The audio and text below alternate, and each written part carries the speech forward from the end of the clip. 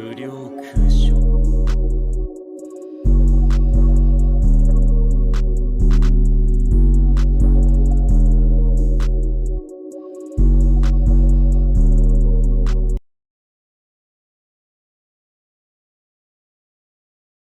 EG2X. Let's go with y'all. So today we have a Hunter x Hunter chapter review. Now, I'm doing this Hunter x Hunter chapter review series because we have the Hunter x Hunter game coming out, which we got news for that today. Check the date, check the date, check the date. It is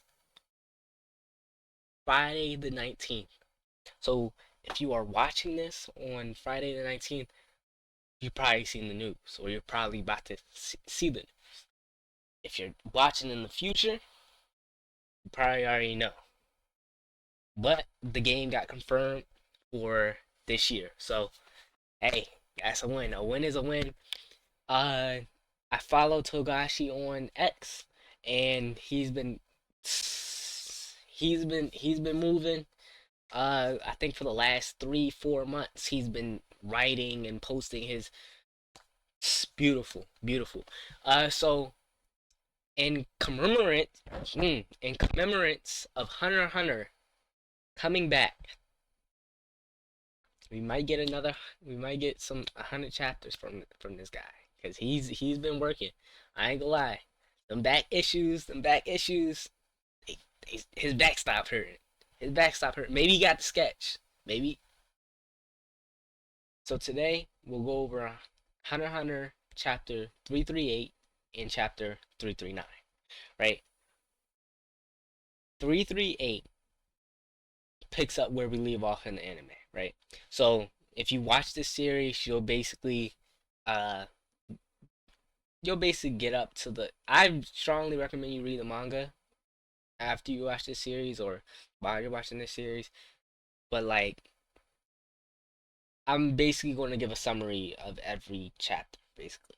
So let's just jump right into it. So chapter 338, we basically pick up where we leave off. So Gene is up on top of the world tree while Gon is, well, as we seen in the anime, he climbs the world tree. It's however, I think it's like 1,100 meters tall, which is insane. Put this in perspective. Founding Titan Eren was 400 meters. I think so, around that. Founding Titan Eren, the biggest Titan we've ever seen in Attack on Titan, 400 meters. This tree is triple that size. Triple that size. It's a huge tree. And Gon scaled it from about the 500-meter mark. So he scaled it halfway in 20 minutes. In 20 minutes. Which is incredible. But, enough Gon glaze. Gon glazer. Feel me? Gon scales the tree. And what do you know? His dad. Or is it his dad? You don't know. Anyway, his dad, Gene, is up there. And they basically have a quick little conversation, just about a couple things. Going over the things they had a conversation about, first thing that they covered was, what is Gene's motives? Like, who is Gene? And I really like how Togashi did this to really outline the character of Gene, so it's not, oh, Gene's here, Gene protect Gon and whatever. No, Togashi laid it out perfectly to where we can kind of build within Gene, right? So if Gene were to ever die, it's not like, oh, there goes Gene, you know? It's not. It's just, it's gonna be, we're actually gonna feel emotion and build attachment with Gene and build likeness, right? So I really like how he incorporating Gene into the story and not just, oh, Gene's Gon's dad. Gene doesn't want to want anything to do with doesn't really want anything to do with Gon. He just is going, and if Gon comes along, Gon comes along. Right. It's very genius of how he implemented this, right? Because Gon is a curious kid, you know, as we've seen from the beginning, is connecting with his character basically. Like this writing is, if you're really like a detailist and you're looking into the details, like the writing aspect of this story is so great, right? Just connecting uh regular plot points like character personalities and, you know, into different dialogues and conversations. So Gon asks the question, "What are you after?" And, if someone asks you, "What are your goals and aspirations?" What would you like? What would you tell them? Like some people might say they don't know. Some people might, have a goal, but it's like they don't want to become a doctor. Well, I mean, God willing, if you live till you're 80, you're not going to be a doctor till you're 80. So what are your goals? What do you want out of life? You know? And, Gon's having that deep conversation with Gene. So Gene's answer is he wants anything he doesn't have. And what's interesting about this point of view is that he goes into depth, right? He talks about this project he did with these contractors, right? And these contractors, they they've been longing to explore the depths of this, I guess, ruin or tunnel, kind of brain fog of what it actually was. But I know it's like a ruin or tomb or whatever, right? And they're like exploring it. They want to explore it. They want to get the papers for it and everything. But they're normal people. So Gene, obviously being the hunter, he has access to stuff like that. Like he can go anywhere. He can give the authorization to almost anything, like just him being a hunter. So he described it as he was interested, he had interest inside the tunnel. The thing that made him most excited and most happy, the eureka moment for him, wasn't entering the tunnel. The eureka moment for him was shaking hands with these explorers. And which is interesting, right? And when you think about why that or not, like why him being a figure in Gon's life and not watching over Gon, if you think about why that is, and you connect it to like his actual motives, it makes so much sense. And it's perfect, bruh. It's literally perfect writing. I'm glazing. I'm glazing. I'm glazing. I'm glazing. Anyway, yeah, but it's actually it's great. So what he goes on to explain is there are things, and this is tying into the next topic. There are things in this world, or in their world. There are things in this world that are very unknown and that, you know, not many people have access to. And he basically wants everything that he can't have, basically, or he wants everything in a sense, right? But when you look at how he described the last interaction, he kind of wants he's kind of more looking for hunting for a feeling of, I guess, helping others, of charity or uh brotherhood, loyalty, something like that. He's longing for some type of that type of feeling, right? He's not longing for an item. He's not longing for a person, a place, an animal, a pet.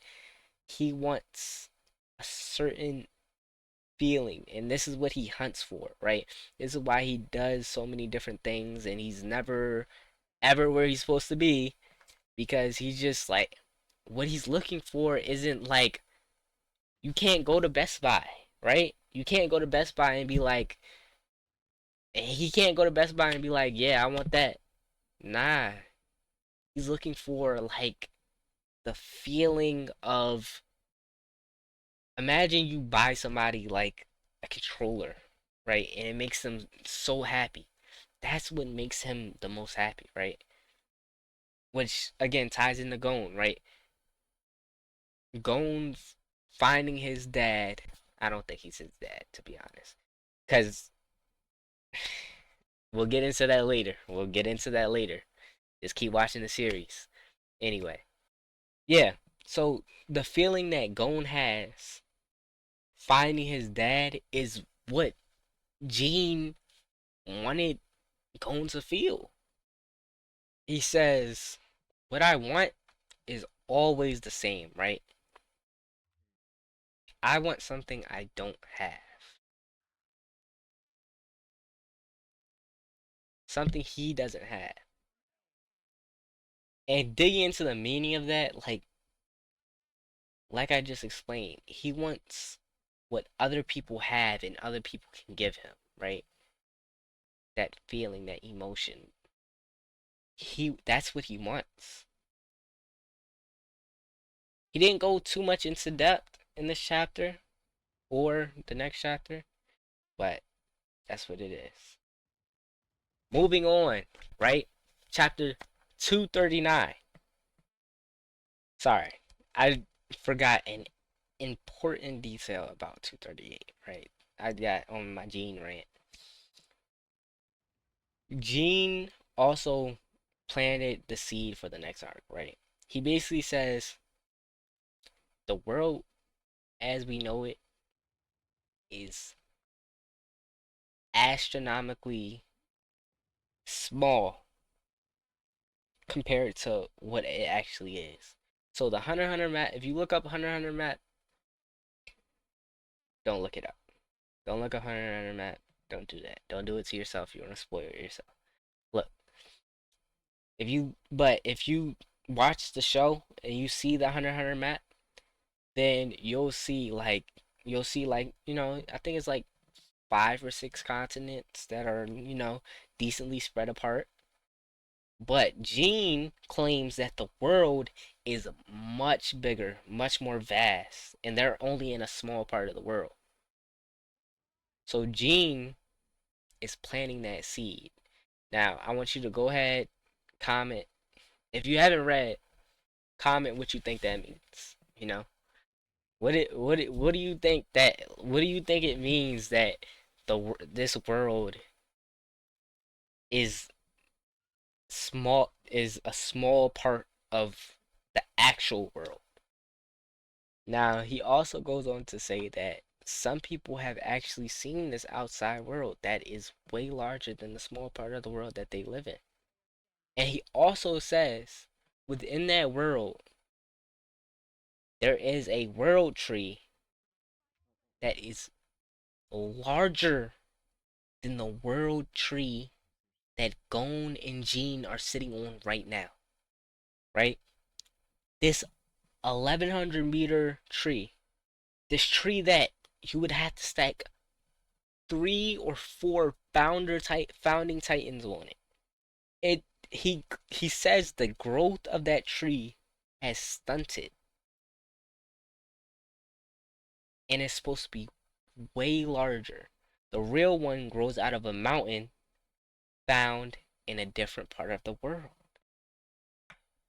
And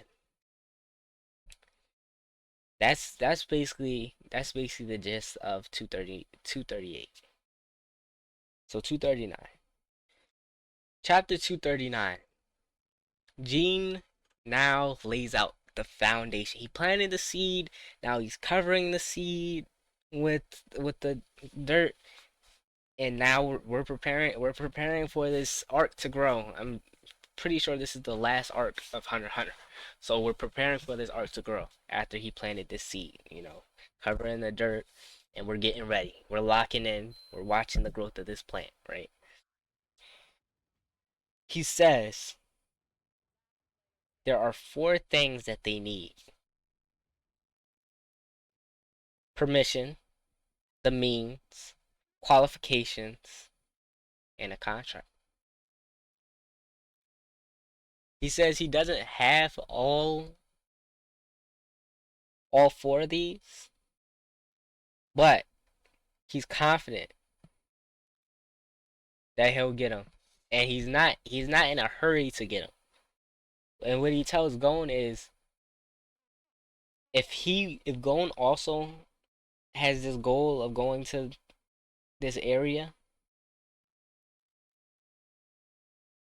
don't be in a hurry.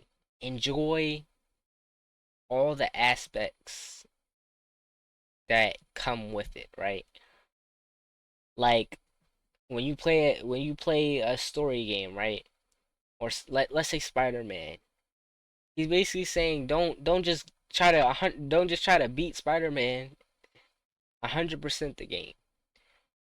Do everything you can. There's no need to rush. There's no need to, try to be the first one to the continent. No. And what I think he's doing is he's trying to set it so Gon trains and Gon can actually be strong enough to go to this continent or go to this part of the world, right?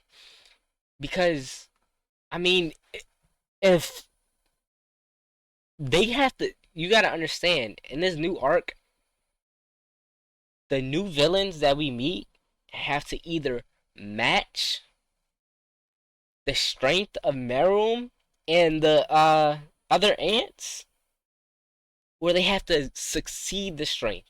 There's no in between. There's no in between because now we have stronger players on the chessboard, right?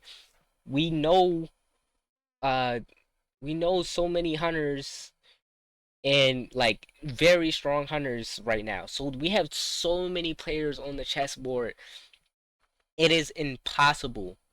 It is literally impossible for the people or the enemies in this next arc to be weaker than Meru. So this is a whole different tier. This is the look. Gon killed himself at Meruem's tier. So when we're talking about here, I'm telling you, Gon and I think Gene's very strategic. Gene's a very strategic guy, and he told Gon this strategically. Like I was saying, they have to be at a completely different tier to be able to beat these guys. One line that kind of sticks out to me in this chapter is very short. I'm gonna just be honest. The chapter is very short. Um, one thing that sticks out to me is that he is something more important than the thing you're hunting could be right there by the side of the road. This is this is a very, very like this is a good quote. Not even just for Hunter x Hunter. This is it's good to remember, keep note of in Hunter x Hunter because you never know with Togashi. That might be a gem that he drops and later we see. You know what I'm saying? Just so you could catch on the story, like the excitement of when you're reading this, when the story comes back and you're reading it, and oh, about he said that in this chapter, and that's what I like doing for One Piece too. Like when I see things in the story and I'm like, oh shoot, that just happened in this chapter. But anyway, it's such a good quote for not just Hunter x Hunter, but just for life, right? And you know, uh, this is basically the end of Gene's talk with Gon, and I'll get into what's in the rest of the chapter. It's not much. It's going to be very quick, but in life, right? Sometimes your destination is not the best part, right? the journey might be the greatest part of which you do, right? Your resilience, how much you can take, how much you can go through, how much uh how much experience you've had, like all of that culminates into your life, right? Because truly, and not to be grim, but final destination is the graveyard, right? So we're in the journey right now. So enjoy the journey and enjoy everything that comes with the journey, right? Even the terrible things that happen within this journey, right? Enjoy it all, because what's the final destination? The final destination is that graveyard. And if you just rush yourself to the inevitable, why do that? It's like if you're in chess, you're about to you got checked. Why would you rush yourself to get checkmated? It doesn't make sense. You should play the game in full faith that I could get out of this position, even if you literally can't on paper. The chess masters tell you you can't do it. You should play like you can get out of any situation that you get put in, any box, any your knight's pinned, your queens, your king's in check, your queen's gone. All your pieces off the board, and you're just moving your king, waiting for the inevitable. Each move, each time you pick up that piece and drop it, enjoy that. And that's basically what Gene's telling. Go. Beautiful message, beautiful message. So now let's get into some of the fun stuff, right? Uh, so we basically, for the rest of the chapter, we get character reactions of Gon sending everyone a video of him and Gene on top of the tree. So Gon tells Gene about Kite or whatever. I'm not there's literally no words, so I'm not sure what he says, but then Gon sends a picture to his aunt, or he considers her his mom. Um then this band comes up to Moral. I think his name's Moral. But yeah, this man comes up to Moral asking for I guess he's asking for the people, or he's asking for the people, the kids that were involved, or the rookies that were involved in the ant case. And I'm not sure why he's asking for that, or it has like money under it, and I don't know. You can go into the chapter and just actually I'll just put some of the screenshots up, right? Um yeah, so Moral, he calls somebody, he sells a bottle for about that much money, the money that the dude asked for, and they basically, I guess, drink with the picture of Netero. Maybe somebody threatened them for the pic. I don't know. I'm not sure. I'm really not sure. But they're drinking. I guess they're doing their last toast to Netero. A beautiful moment, right? Then we have Gon with a group of shadowy figures. I'm not sure who they are, but this panel is literally beautiful. It's literally beautiful. Like actually. Then you have all the people that were involved in the ant situation. They're looking at Gon's pictures. Killua, Nanali, Leorio, they're all looking at it. And then we go to Kurapika, who I think was looking at it and then turned his phone off. And Kurapika, he's always locked in, bruh. Definitely a great character. I like Kurapika. And he's in front of like the vast that has all his clan's eyes. And he's just sitting there. in silence. Kurapika has a lot running through his brain. His whole clan got killed, and he's trying to avenge him. So then we cut to the butler from Killua's camp appears. I thought he was dead, didn't you?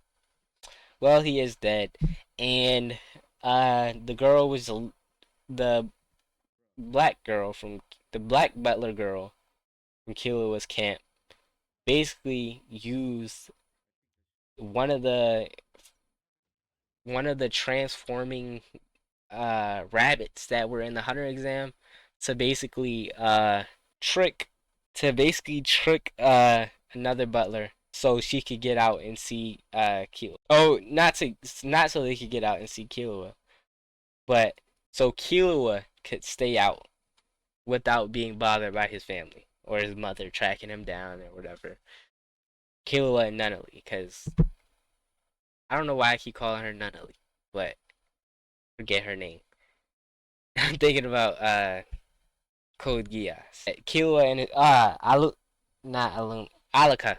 Aluka.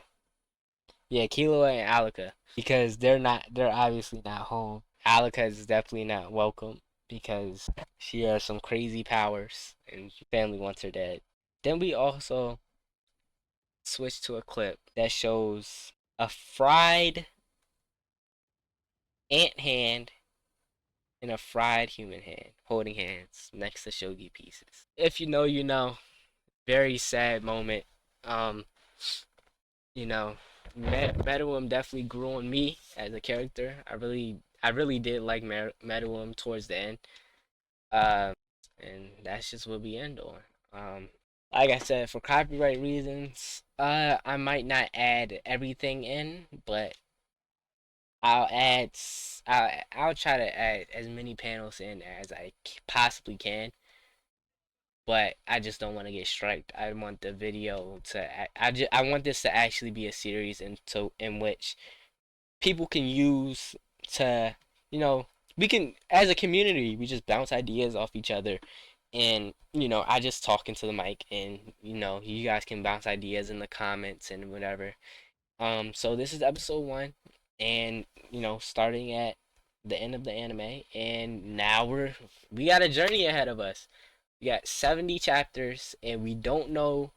We don't. I'm planning to get this done before Togashi drops, right? Whenever Togashi drops that, I'm hope maybe it might be in January because I think he dropped the last couple chapters in January. So he might drop in bulk in January again for like I guess a 2 or 3 year thing. Um, yeah. So I'm hoping to catch up before he drops. So we have about 70 chapters. It's only 400 chapters. So we have about 70 chapters to catch up with. Um, or 60 something, right? So some videos will be shorter than others. Some videos will cover more chapters than others and be way longer. Um, and I'm gonna just decide based off feedback how much in depth I'm gonna go into each chapter. How much in depth do you want me to go into each chapter? Or do you want these to be more of a uh, discussion than a review or whatever? So this is John or Confer from DJ2X, and I'm out.